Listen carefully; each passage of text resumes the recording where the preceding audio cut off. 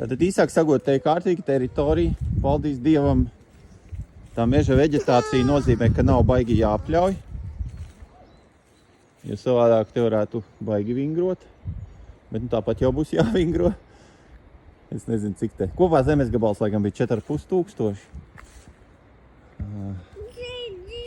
Mājas otrā puse. Kurmis te dzīvo, ja?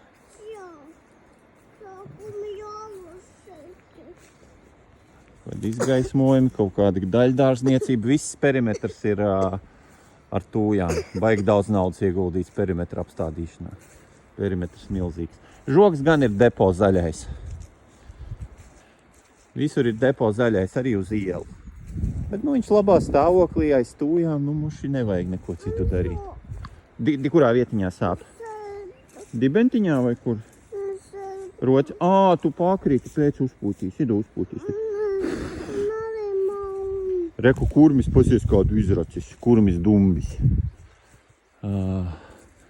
Jā, visas izējas. Otrais spārns, terasīte.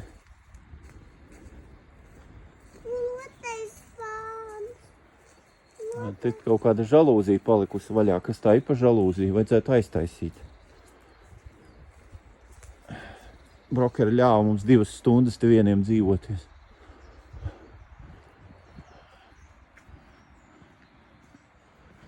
Jā.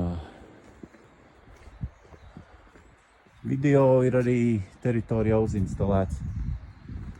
Tā. Šitā laikam kaut kāda security, kustības sensori. Kaut kādu drošo perimetru taisa.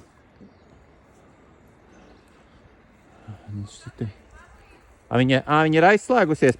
Teodor, man tevi jānolaiž, lai mammai attaisītu mašīnu. Tā, pagaidi. Es pat nezinu, kur man atslēga palika, pagaidi. Atradu. Taisu vaļā. Foršs sajūta, es staigāju. Tur tāds purvs skaitās. Bērzi. Uz mājām brauksim. Rododendri iestādīti. Patīkami. Lapenīti.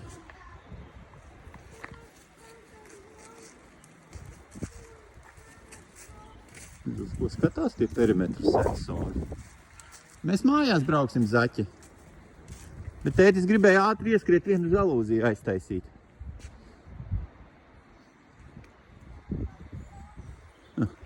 Dīvains tas perimetru sensors, nezinu, kā viņš strādā.